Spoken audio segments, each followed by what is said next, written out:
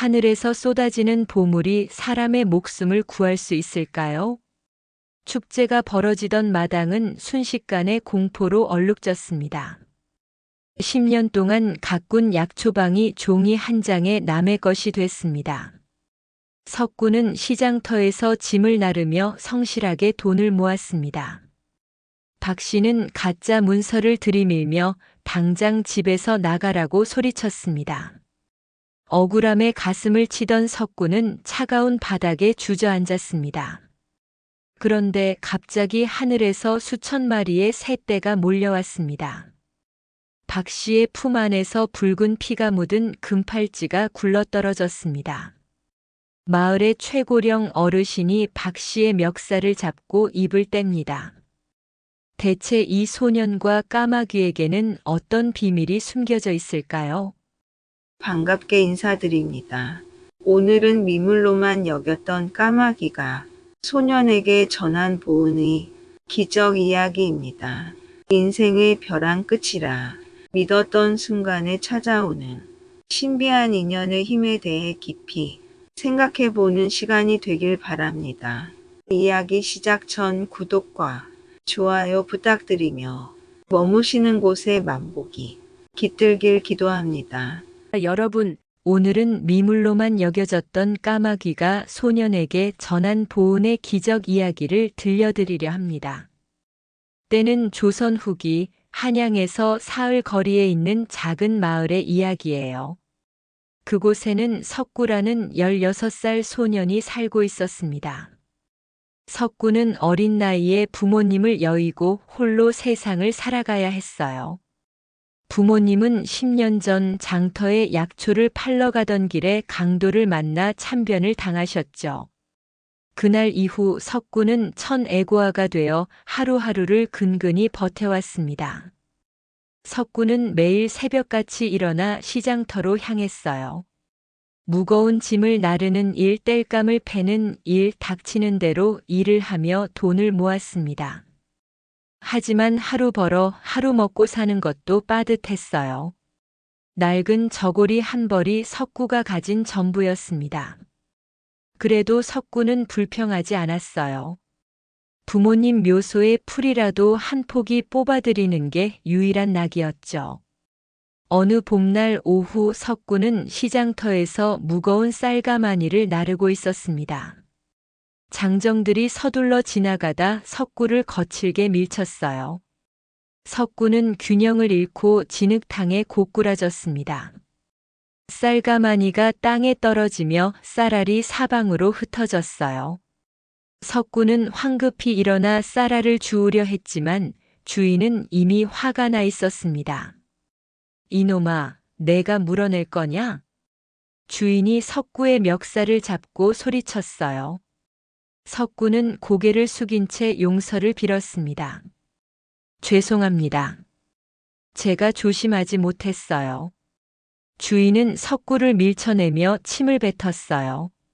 석구는 하루 품삯도 받지 못한 채 쫓겨났습니다. 배고픔과 수치심에 석구는 한참을 그 자리에 주저앉아 있었어요. 그때였습니다. 시장터 귀퉁이에서 아이들의 시끄러운 소리가 들려왔어요. 석구가 고개를 들어보니 아이들 대여섯 명이 무언가를 애워싸고 있었습니다. 죽어라, 죽어. 아이들이 돌을 던지며 소리쳤어요. 석구는 궁금증에 천천히 그쪽으로 다가갔습니다. 아이들 사이로 비집고 들어가 보니 바닥에 검은 뭉치 하나가 피투성이로 쓰러져 있었어요. 자세히 보니 까마귀 한 마리였습니다. 까마귀의 한쪽 날개는 이상하게 뒤틀려 있었어요. 석구가 아이들을 제지하려 했습니다. 그만해요. 이미 죽어가는 새를 괴롭히면 어떻게 해요? 아이들은 석구를 비웃으며 대꾸했어요. 저 고아 새끼가 무슨 소리야? 까마귀는 재수 없으니까 죽여야 해. 아이들은 마지막으로 돌 하나씩을 던지고 웃으며 달아났습니다. 석구는 조심스럽게 까마귀에게 다가갔어요.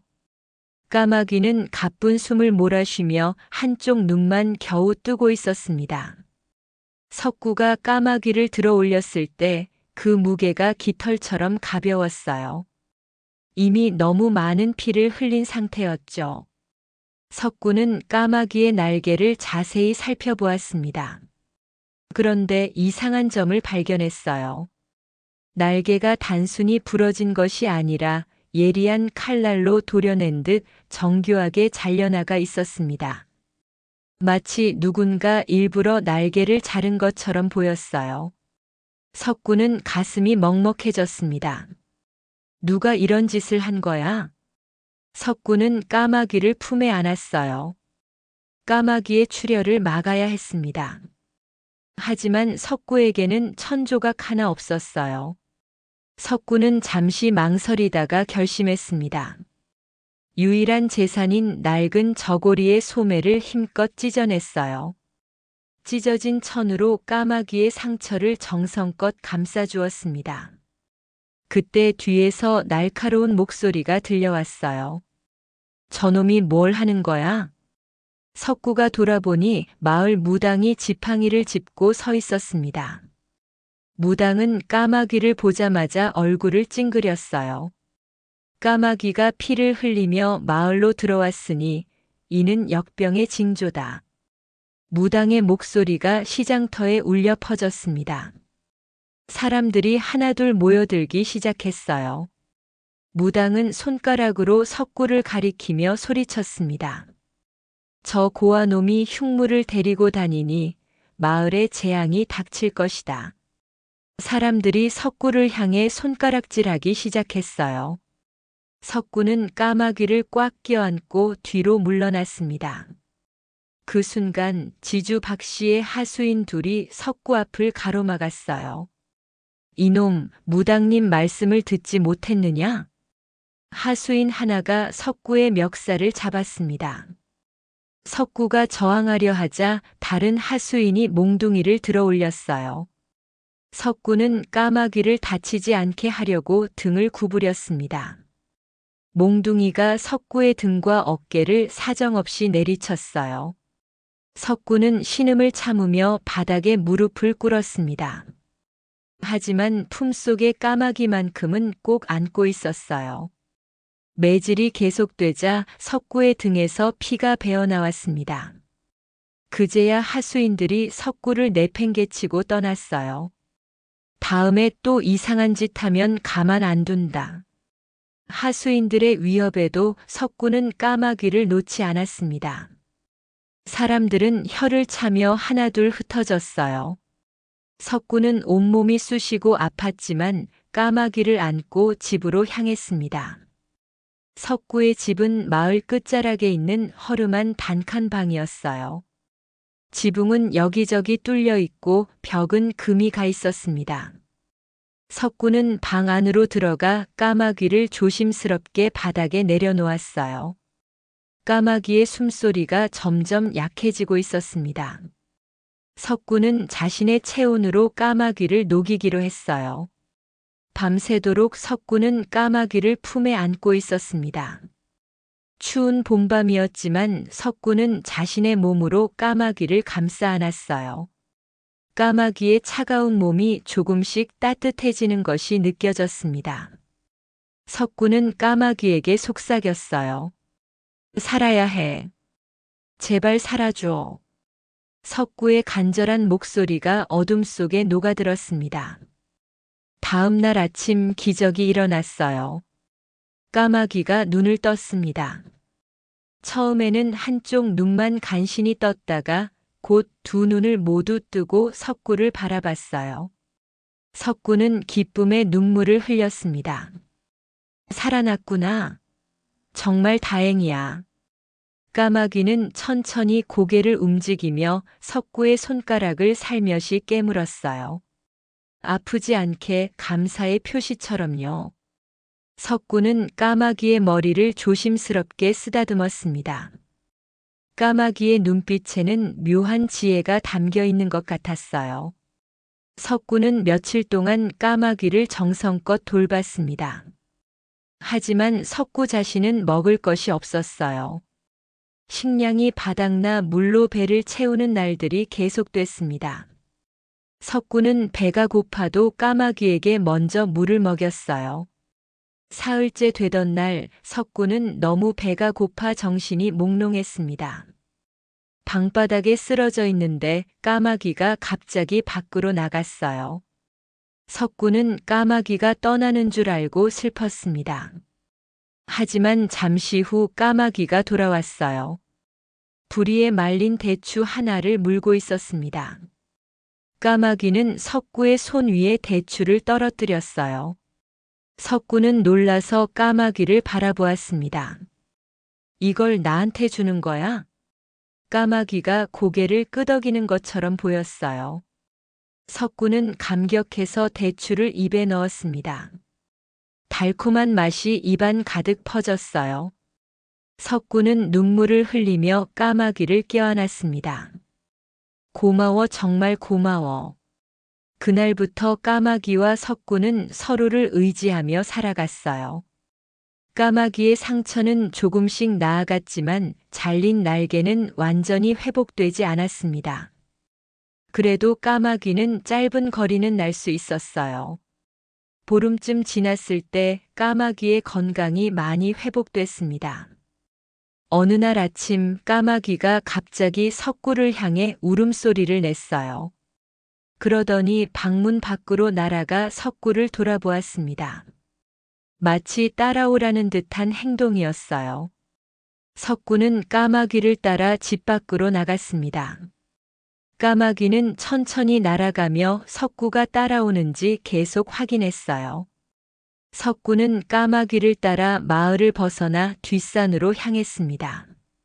산길은 험하고 가팔랐어요.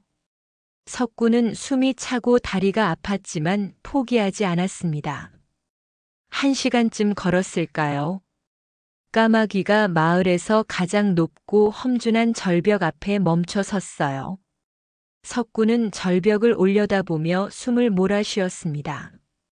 까마귀는 절벽 틈새를 향해 날아갔어요. 석구는 조심스럽게 절벽을 타고 올라갔습니다. 절벽 중턱쯤에 이르렀을 때 석구는 좁은 틈새를 발견했어요. 까마귀가 그 틈새 안으로 들어가 있었습니다.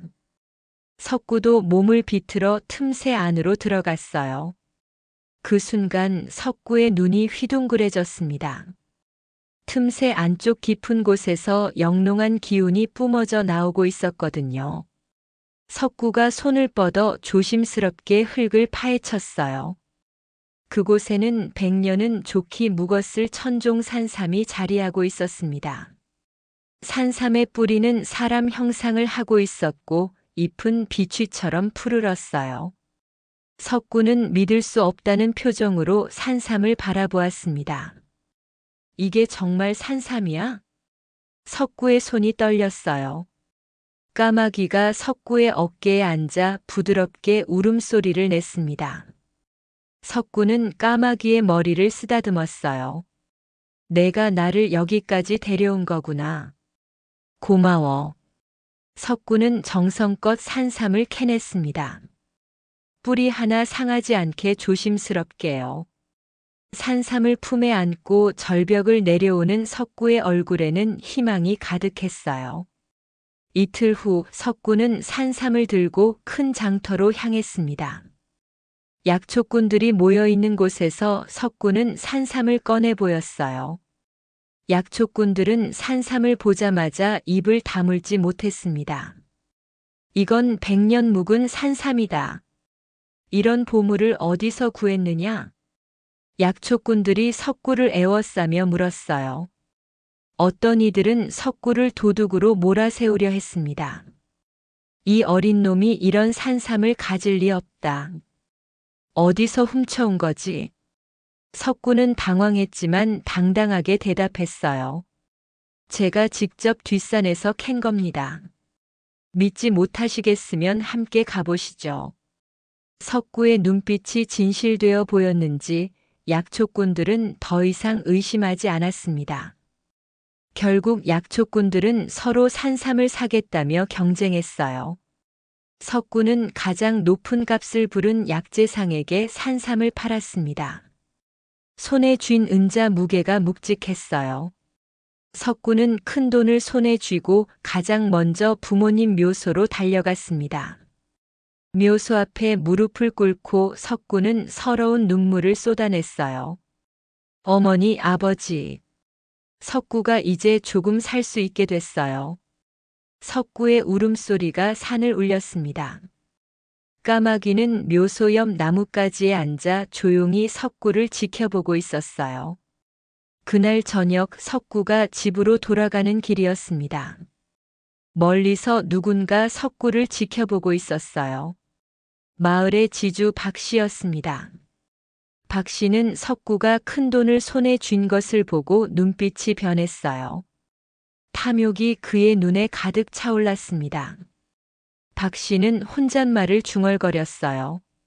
저 고아놈이 어떻게 그런 돈을 가지게 됐을까?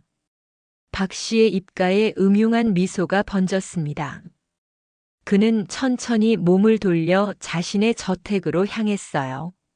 석구의 뒷모습을 마지막으로 한 번 더 돌아보며 박 씨는 계획을 세우기 시작했습니다. 석구는 쓰러져 가던 초가를 고치기 시작했습니다. 산삼을 판 돈으로 기와와 목재를 사들였어요. 마을 사람들은 고아 소년이 갑자기 집을 고치는 모습을 신기하게 바라봤습니다. 석구는 낮에는 땀을 흘리며 집을 수리하고 밤에는 약초 공부에 몰두했어요. 부모님이 약초를 다루셨기에 석구도 어릴 적부터 약초에 대해 조금씩 배워왔던 터였습니다. 한 달쯤 지나자 낡은 초가는 말끔한 기와집으로 변했어요. 석구는 집 앞마당에 작은 약초방을 만들었습니다. 문 위에 인해당이라는 현판을 달았어요. 은혜를 기억한다는 뜻이었습니다. 까마귀가 베푼 은혜를 평생 잊지 않겠다는 석구의 다짐이었죠. 개업한 지 며칠 되지 않아 소문이 퍼지기 시작했어요. 석구가 만든 약이 효험이 좋다는 이야기였습니다. 처음에는 호기심에 찾아온 사람들이었지만 약을 먹고 나아진 뒤로는 단골이 되었어요. 석구는 정직하게 장사했습니다. 비싼 약재를 쓸 필요가 없으면 솔직하게 말했고 가난한 사람들에게는 약값을 받지 않았어요. 그런데 석구의 성공을 곱지 않은 시선으로 바라보는 이가 있었습니다. 바로 지주 박 씨였어요.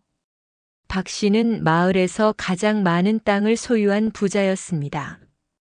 하지만 그의 재산은 정당하게 모은 것이 아니었어요. 남의 땅을 빼앗고 가난한 사람들을 착취해서 쌓아 올린 부였죠. 어느 날 오후 박 씨가 하인들을 대동하고 인해당을 찾아왔습니다. 석구는 손님인 줄 알고 반갑게 맞이했어요. 어서 오십시오. 어디가 불편하신지요? 박 씨는 약초방 안을 천천히 둘러보며 코웃음을 쳤습니다. 고아 주제에 제법 그럴싸하게 꾸몄구나. 박 씨의 말투에는 비아냥이 섞여 있었어요. 석구는 불편한 기색을 감추며 정중하게 대답했습니다. 감사합니다. 정성껏 준비했습니다.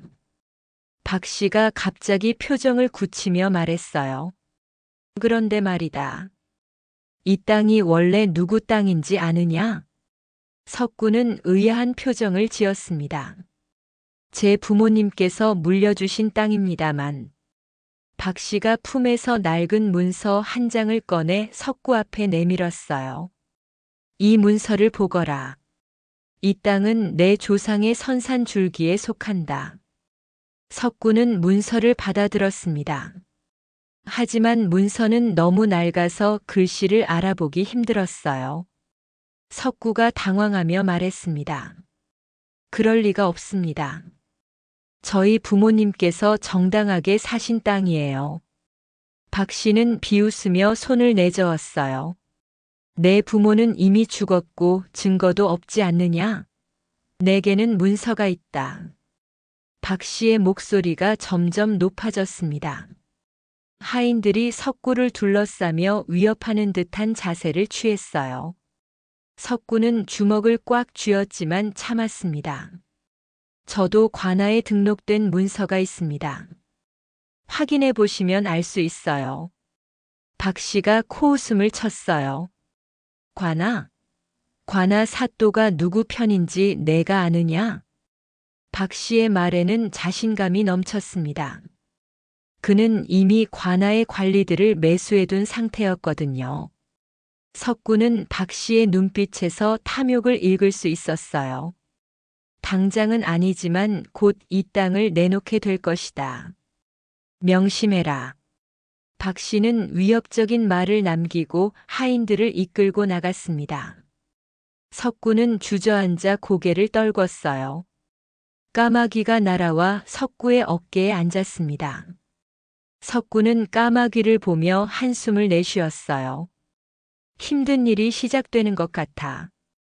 며칠 후 박 씨의 본격적인 방해가 시작됐습니다. 불량배들이 인해당 앞을 지키며 손님들을 위협했어요.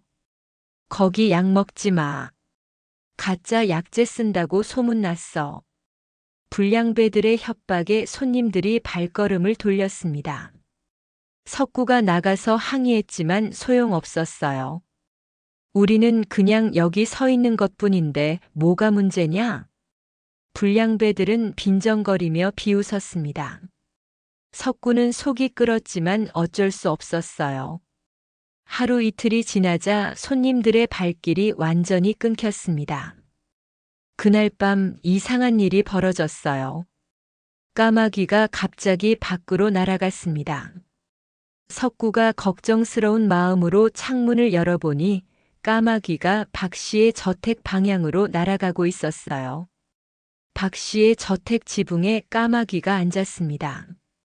그리고 밤새도록 기괴한 소리로 울기 시작했어요. 깍깍.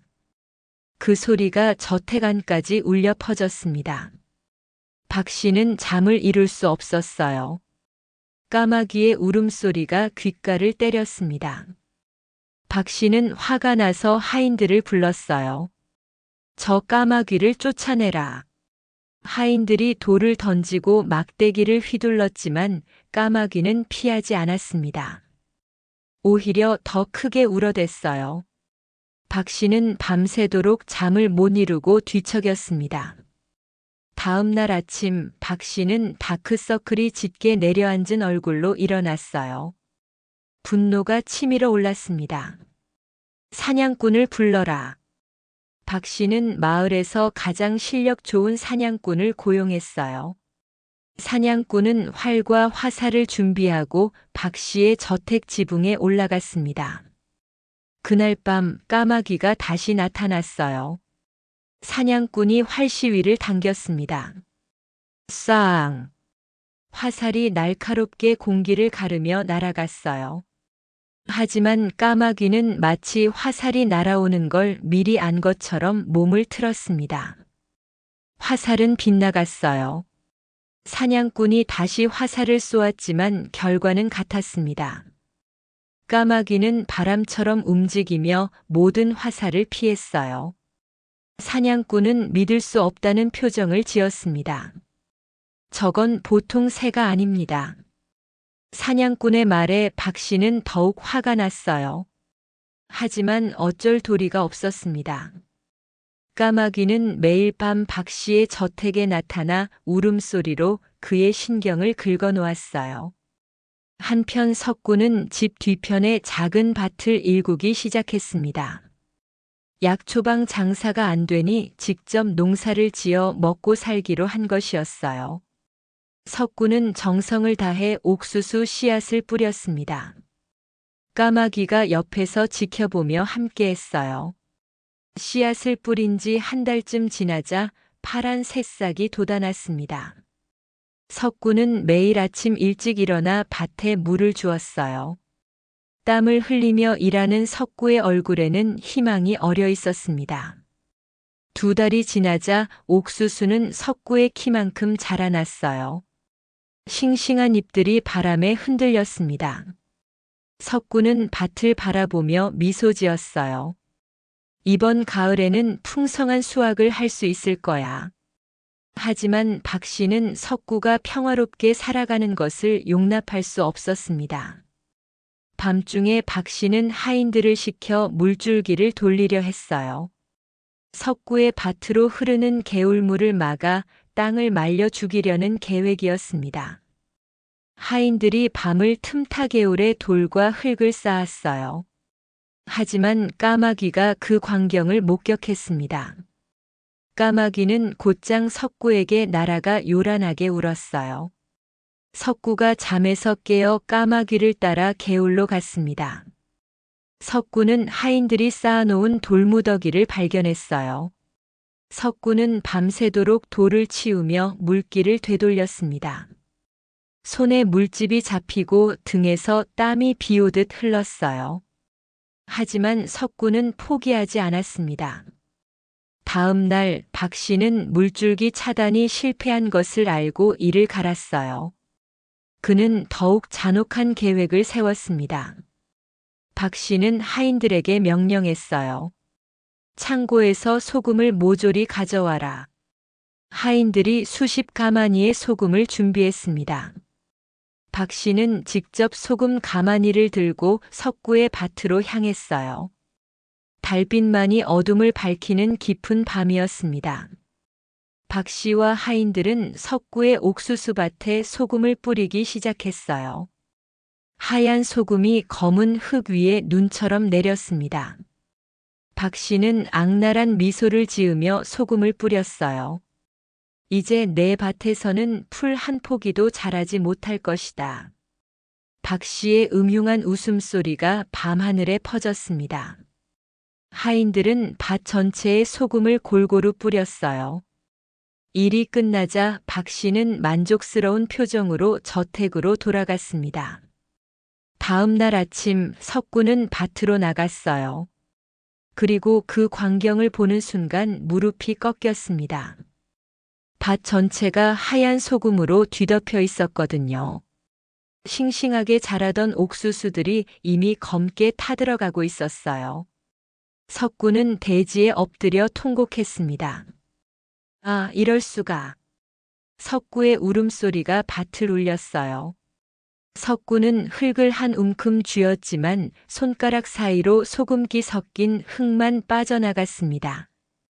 2달 동안 정성껏 가꾼 밭이 하루아침에 폐허가 된 것이었어요.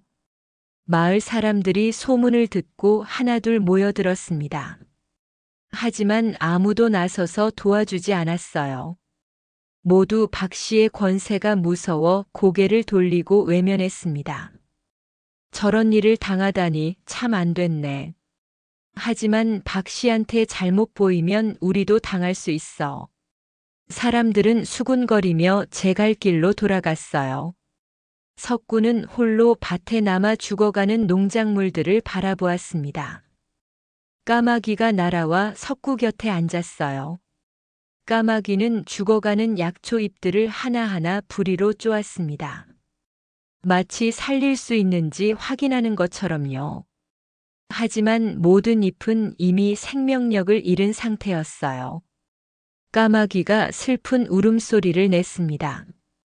석구는 까마귀를 안으며 눈물을 흘렸어요.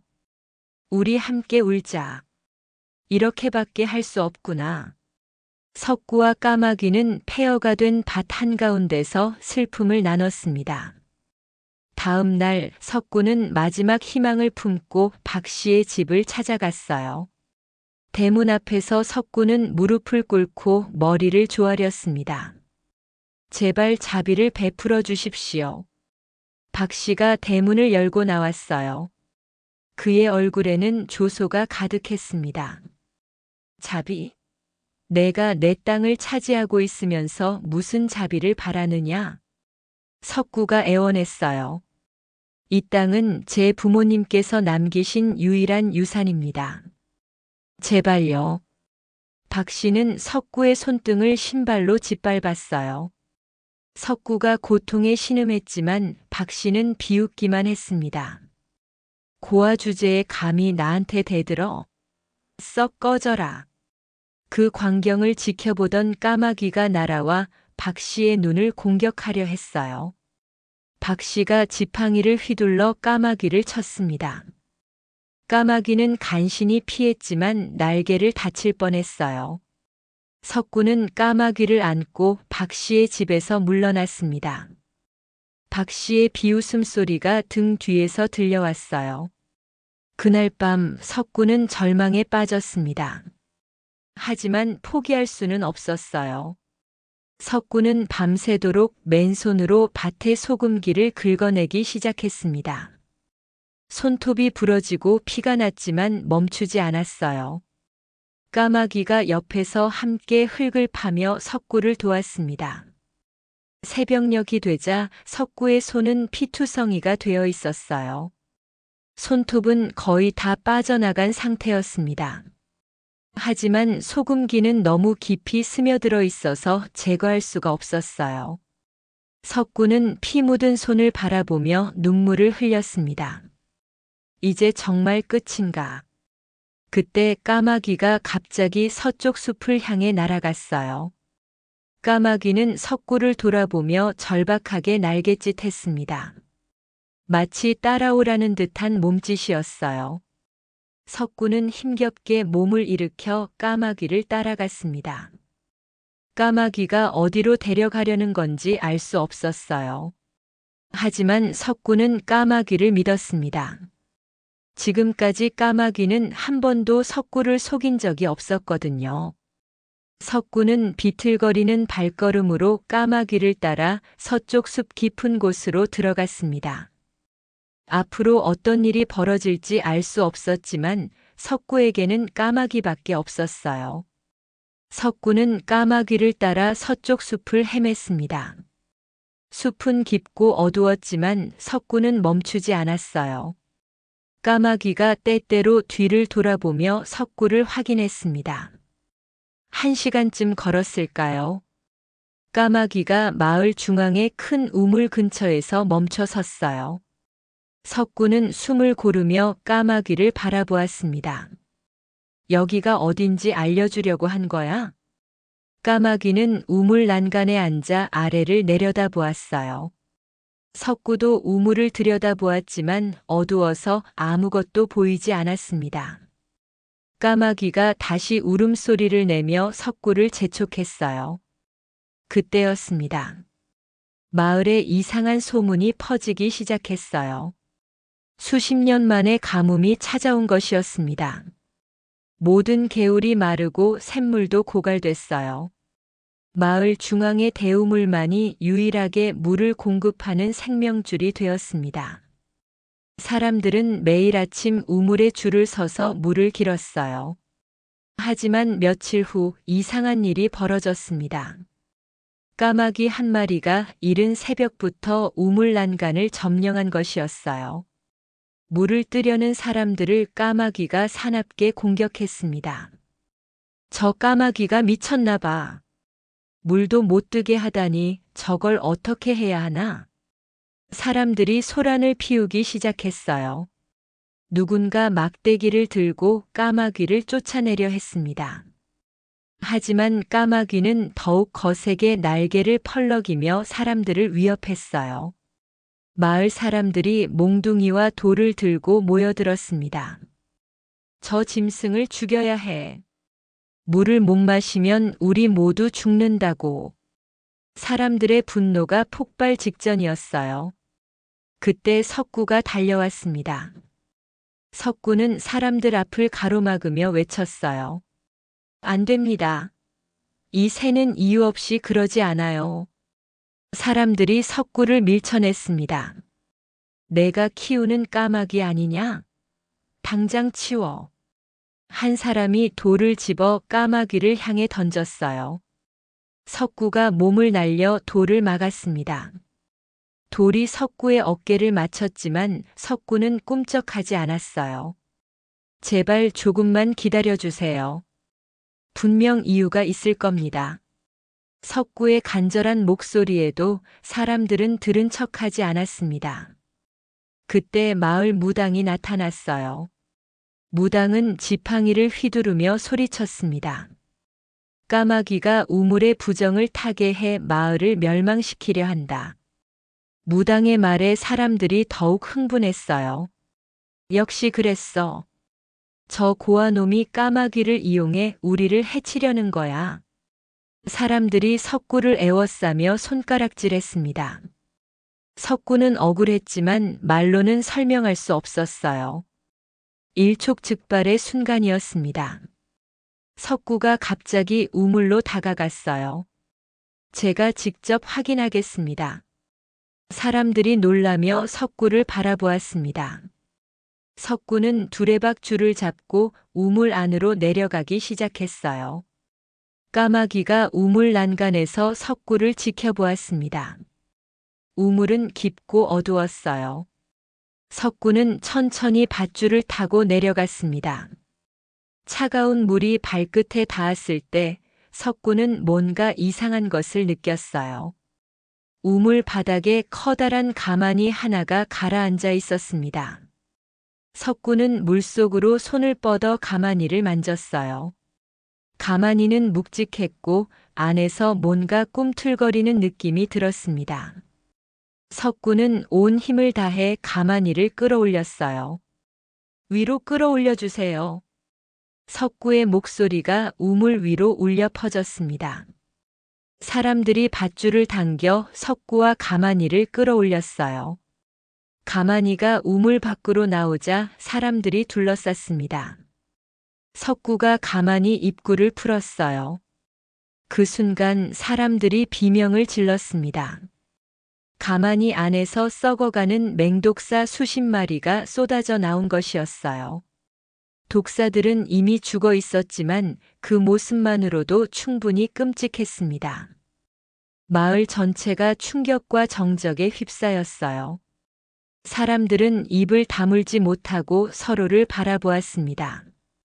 만약 까마귀가 막지 않았다면 이 독사들이 섞인 물을 마셨을 거예요. 마을 사람들은 모두 목숨을 잃었을 것입니다. 한 노인이 떨리는 목소리로 말했어요. 까마귀가 우리를 구해준 거였어. 사람들의 시선이 우물 난간의 까마귀에게로 향했습니다. 까마귀는 조용히 날개를 접고 앉아 있었어요. 사람들은 부끄러움과 감사함에 고개를 숙였습니다. 석구가 사람들을 둘러보며 물었어요. 누가 이런 짓을 한 걸까요? 사람들은 서로 눈치만 보며 대답하지 못했습니다. 하지만 모두의 마음속에는 한 사람의 이름이 떠올랐어요. 바로 박 씨였습니다. 그때 박 씨가 하인들을 데리고 나타났어요. 박 씨는 우물 주변의 소란을 듣고 찾아온 것이었습니다.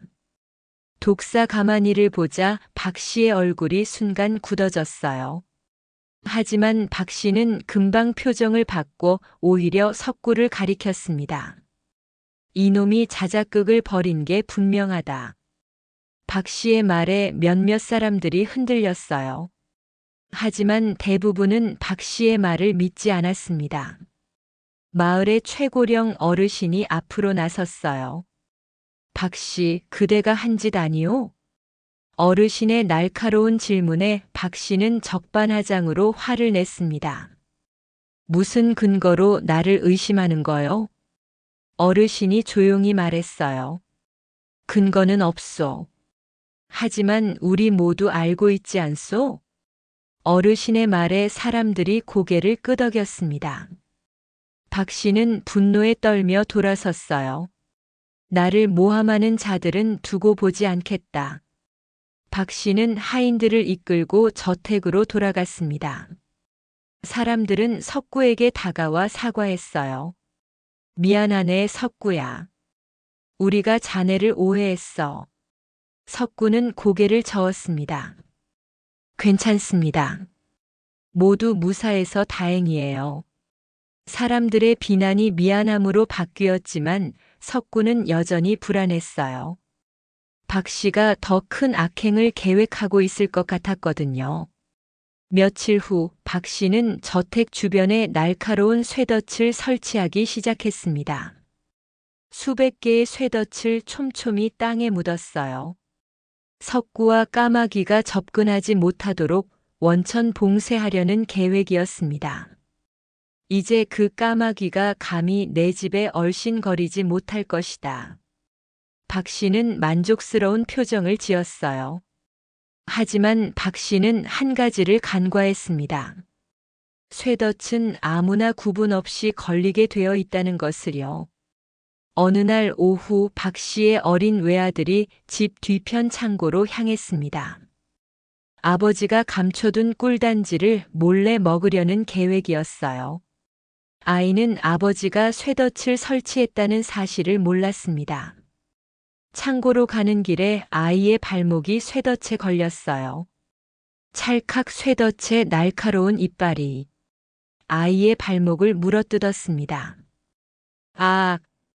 아이의 비명소리가 마을 전체에 울려 퍼졌어요. 쇠덫이 발목 깊숙이 파고들어 살점이 떨어져 나갔습니다. 아이는 고통에 울부짖으며 쇠덫을 벗어나려 했지만 불가능했어요. 박 씨가 급히 달려왔습니다. 아들의 참상을 본 박 씨는 얼굴이 새하얗게 질렸어요. 아들아, 누가 의원을 불러라. 하인들이 마을의 의원들을 찾아 뛰어갔습니다. 하지만 박 씨는 이미 석구를 견제하려고 마을의 모든 의원들을 매수해 다른 고을로 보낸 상태였어요. 정작 아들을 고칠 의원이 마을에 한 명도 없었습니다. 시간이 지날수록 아이의 상처에서 피가 쏟아졌어요.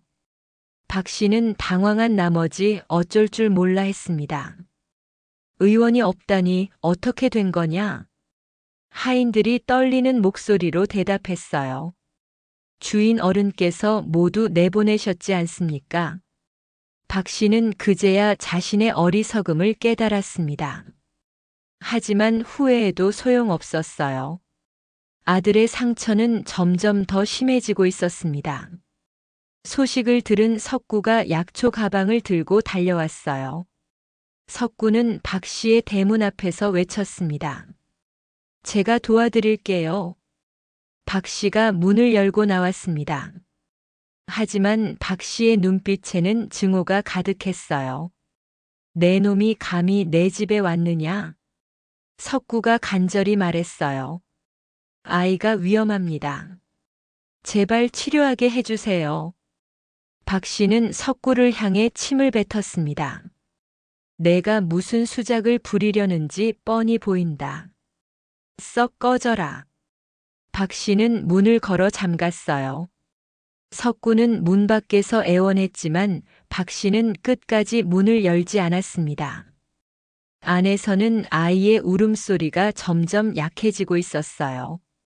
상처에 독이 올라 목숨이 위태로워진 것이었습니다. 박 씨는 아들을 안고 절규했어요.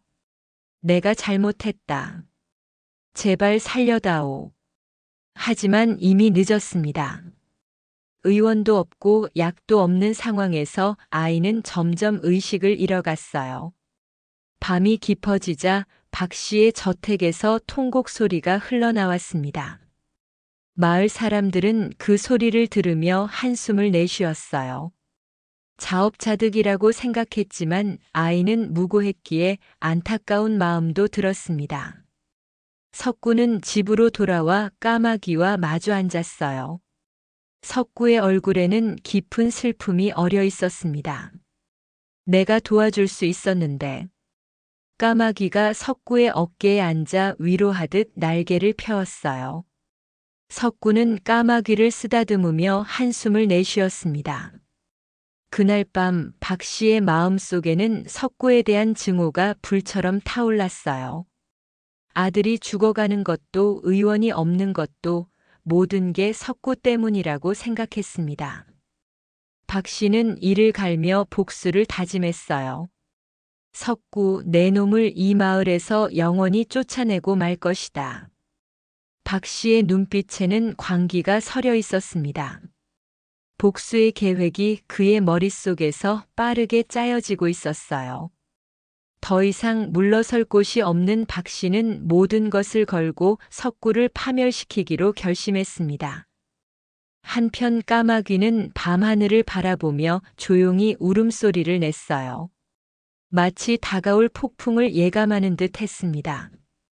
석구는 까마귀를 안으며 불안한 마음을 감출 수 없었어요.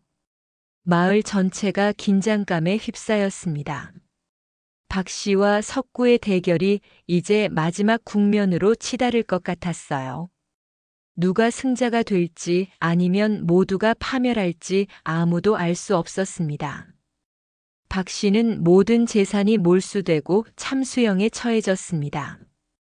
10년 동안 쌓아 올린 권력과 부는 단 하루 만에 먼지처럼 흩어졌어요.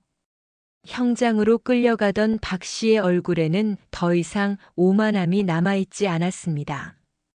그저 자신이 저지른 악행의 무게에 짓눌려 고개를 떨구고 있을 뿐이었죠.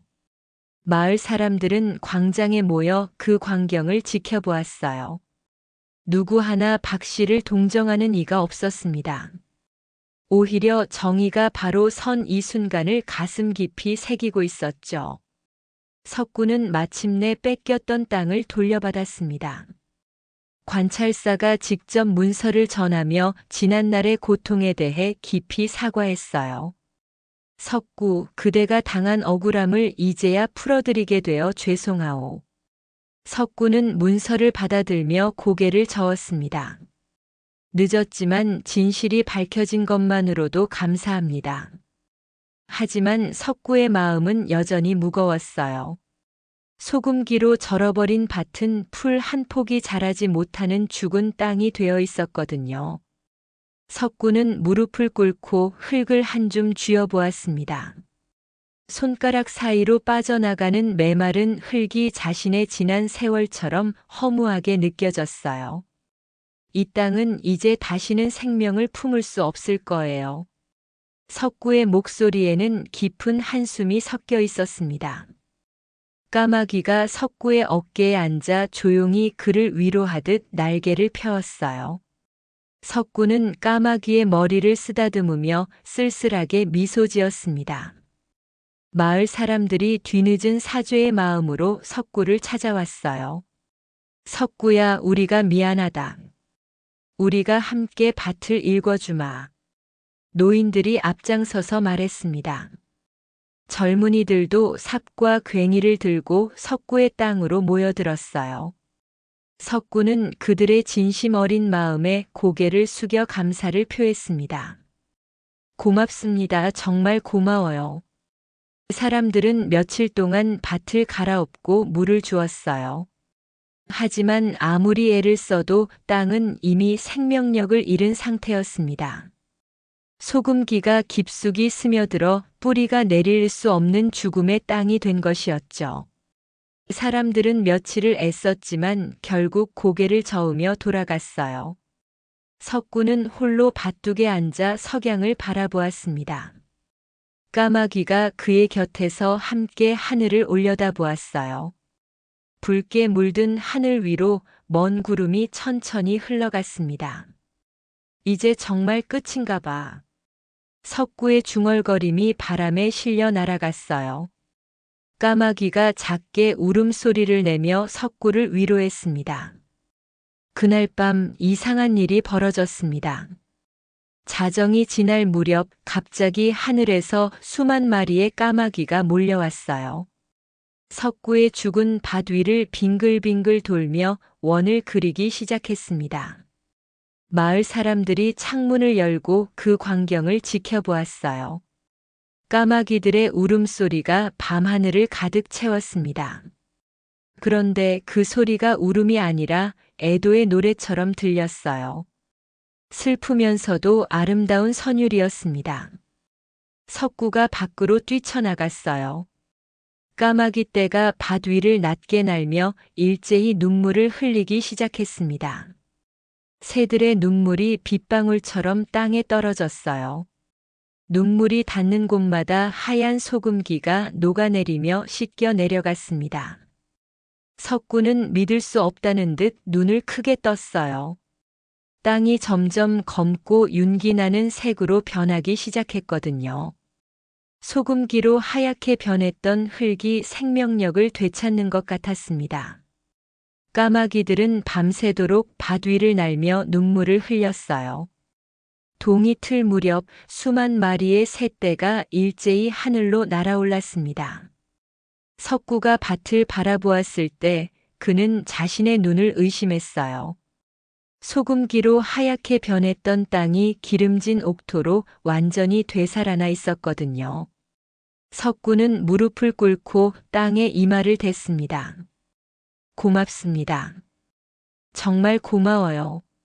석구의 목소리가 떨렸어요. 까마귀가 그의 어깨에 앉아 부드럽게 울음소리를 냈습니다. 다음 날 아침 더 놀라운 기적이 일어났어요. 석구가 밭으로 나갔을 때 그곳에는 황금빛 곡식이 이삭을 틀어 올리고 있었습니다. 단 하룻밤 만에 씨앗도 뿌리지 않았는데 곡식이 자라난 것이었어요. 곡식의 이삭은 보통 것보다 크고 찬란했습니다.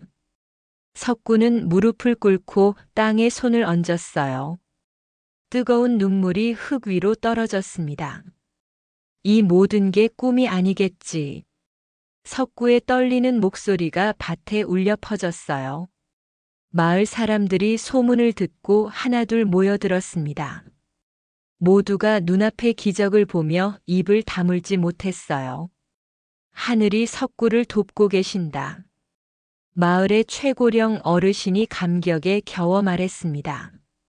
사람들은 석구 앞에 무릎을 꿇고 지난날의 잘못을 사죄했어요. 석구야, 우리가 자네를 외면했을 때 정말 미안했네. 자네가 어려울 때 도와주지 못해 부끄럽네. 석구는 그들을 일으켜 세우며 따뜻하게 웃었습니다. 이제 다 지난 일입니다. 함께 새로운 시작을 만들어요. 석구의 너그러운 마음에 사람들은 더욱 부끄러움을 느꼈어요. 그들은 석구를 돕기 위해 앞다투어 손을 내밀었습니다. 추수 때가 되자 석구의 밭에서는 상상할 수 없을 만큼 풍성한 곡식이 거둬졌어요. 까마귀들이 물어다 준 신비로운 씨앗으로 자란 곡식은 보통 것과 달랐습니다. 그 곡식으로 만든 약은 마을 사람들의 병을 낫게 했어요. 석구는 수확한 곡식을 가난한 이웃들과 나누었습니다. 이 곡식은 저 혼자만의 것이 아닙니다. 우리 모두가 나눠야 해요. 석구의 말에 사람들은 깊이 고개를 숙였어요. 그의 선한 마음씨가 마을에 새로운 희망을 불어넣었습니다. 석구는 불타버린 자리에 새로운 약초방을 지었어요. 이전보다 더 크고 정갈한 약초방이었습니다. 여전히 인해당이라는 이름을 달았어요. 은혜를 잊지 않겠다는 석구의 다짐이 담긴 이름이었습니다. 약초방은 날로 번창했어요. 하지만 석구는 돈을 많이 받지 않았습니다. 가난한 사람들에게는 약값을 받지 않고 치료해 주었어요. 제가 어려울 때 도움을 받았듯이 저도 남을 도와야 해요. 석구의 말처럼 그는 베푸는 삶을 살았습니다. 마을 사람들은 석구를 마음으로 존경했어요. 어느 화창한 봄날 까마귀가 석구의 어깨에 앉았습니다. 상처 입었던 날개는 완전히 나아 있었어요. 까마귀는 석구의 뺨을 부리로 살며시 쪼았습니다. 석구는 까마귀를 손바닥에 올려놓고 눈을 마주쳤어요. 이제 떠나야 하는구나. 석구의 목소리가 떨렸습니다. 까마귀가 작게 울음소리를 냈어요. 석구는 까마귀를 하늘 높이 던져 올렸습니다. 까마귀는 크게 원을 그리며 날아올랐다가 다시 석구에게 돌아왔어요. 석구의 머리 위를 3번 빙글 돌고 나서야 까마귀는 서쪽 하늘로 날아갔습니다. 석구는 까마귀가 작은 점이 되어 사라질 때까지 손을 흔들었어요. 잘 가. 그리고 고마웠어. 석구의 작별 인사가 바람에 실려 날아갔습니다. 까마귀는 마지막으로 한 번 울음소리를 내고 하늘로 사라졌어요. 마을 사람들은 석구와 까마귀의 이야기를 기억하기 위해 마을 입구에 큰 솥대를 세웠습니다. 솥대 꼭대기에는 까마귀 형상을 정성껏 새겨 넣었어요. 이제 까마귀는 마을을 지키는 신성한 존재가 되었습니다. 사람들은 까마귀를 보면 더 이상 흉조라 여기지 않았어요. 오히려 보온과 정의의 상징으로 받들었습니다. 아이들은 까마귀를 보면 석구의 이야기를 떠올렸어요. 석구는 더 이상 고독한 고아가 아니었습니다. 마을의 수호자이자 가장 존경받는 약초방 주인이 되었어요. 인해당이라는 이름의 약초방은 날로 번창했습니다. 세월이 흘렀습니다. 석구는 장가를 들어 자녀를 낳았어요. 그리고 손자들이 무릎 위에서 놀 나이가 되었습니다. 백발이 성성한 석구는 손자들을 무릎에 앉히고 옛날 이야기를 들려주곤 했어요. 할아버지, 까마귀 이야기 해주세요. 손자들이 졸으면 석구는 환한 미소를 지으며 이야기를 시작했습니다. 옛날 옛적에 날개가 잘린 까마귀 한 마리가 있었단다. 석구의 목소리는 여전히 따뜻했어요. 손자들은 숨죽이며 할아버지의 이야기에 귀를 기울였습니다. 베푼 은혜는 반드시 하늘이 기억한단다. 그러니 너희도 남에게 친절을 베풀어라. 석구의 가르침은 손자들의 마음속 깊이 새겨졌어요. 그들은 할아버지처럼 선한 마음을 가진 사람으로 자라났습니다. 석구의 집 주변에는 사시사철 까마귀들이 날아들었습니다. 까마귀들은 석구의 집 지붕에 앉아 평화롭게 논일었어요. 마치 옛날 그 까마귀가 보낸 친구들처럼 석구를 지켜주는 듯 했습니다. 석구는 매일 아침 까마귀들에게 곡식을 뿌려주었어요. 까마귀들은 석구를 보면 반갑게 울음소리를 냈습니다. 석구는 그 소리를 들으며 옛 친구를 떠올렸어요. 석구가 심은 약초들은 대대로 전해졌습니다. 까마귀가 물어다 준 신비로운 씨앗은 만병통치약이 되었어요. 그 약으로 수많은 사람들이 병에서 회복했습니다. 석구의 후손들은 대대로 약초방을 이어갔어요. 그들은 석구의 정신을 잊지 않고 가난한 사람들을 돕는 데 힘썼습니다. 인해당이라는 이름은 100년이 지나도 변하지 않았어요. 마을 사람들은 매년 봄이 오면 까마귀 축제를 열었습니다. 솥대 앞에서 제사를 지내고 석구와 까마귀의 이야기를 낭독했어요. 아이들은 까마귀 탈을 쓰고 춤을 추었습니다. 축제는 보온과 정의를 기억하는 마을의 가장 큰 행사가 되었어요. 어느 가을날 저녁 석구는 마루에 앉아 석양을 바라보았습니다. 붉게 물든 하늘 위로 까마귀 한 마리가 날아가고 있었어요. 석구는 그 모습을 보며 옅은 미소를 지었습니다. 잘 지내고 있겠지. 석구의 중얼거림이 바람에 실려 날아갔어요. 까마귀는 마치 그 말을 들은 듯 한 번 울음소리를 내고 사라졌습니다. 진정한 기적은 보물이 아니었습니다. 잃어버린 정의와 가족의 이름을 되찾아준 까마귀의 마음이었어요.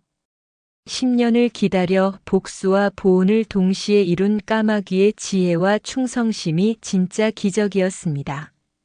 그리고 원수의 자식에게도 은혜를 베푼 석구의 선한 마음이 모든 것을 가능하게 했어요. 석구는 평생 가난한 사람들을 도우며 살았습니다. 그가 세상을 떠난 뒤에도 그의 이야기는 대대로 전해졌어요. 사람들은 탐욕에 비참한 최후와 보온의 아름다운 결실을 기억했습니다. 까마귀와 석구의 이야기는 마을의 전설이 되어 영원히 남았어요. 그리고 그 이야기는 오늘날까지 사람들의 마음속에 살아 숨쉬고 있습니다. 오늘 사연 여러분은 어떻게 보셨나요? 저는 10년을 기다려 은혜를 갚은 까마귀의 모습을 보면서 참 많은 생각이 들었습니다. 우리 인간들도 가끔은 짐승만 못할 때가 있지 않나요? 권력과 욕심 앞에서 눈이 멀어 남의 것을 빼앗고 약한 사람을 짓밟는 모습 말입니다. 하지만 이 이야기는 결국 선이 악을 이긴다는 진리를 다시 한번 일깨워 주었어요. 베푼 은혜는 언젠가 반드시 돌아온다는 것, 그리고 탐욕의 끝은 비참하다는 것을요. 인생을 살다 보면 억울한 일도 많고 힘든 순간도 많습니다. 하지만 석구처럼 선한 마음을 잃지 않고 살아간다면 언젠가는 하늘이 알아준다는 것을 믿어야 해요. 여러분의 생각은 어떠신가요? 댓글로 소중한 의견 나눠주세요. 오늘도 함께 해주셔서 진심으로 감사드립니다. 구독과 좋아요로 저에게 힘을 주시고 다음 이야기에서 또 뵙겠습니다. 늘 건강하시고 행복하세요.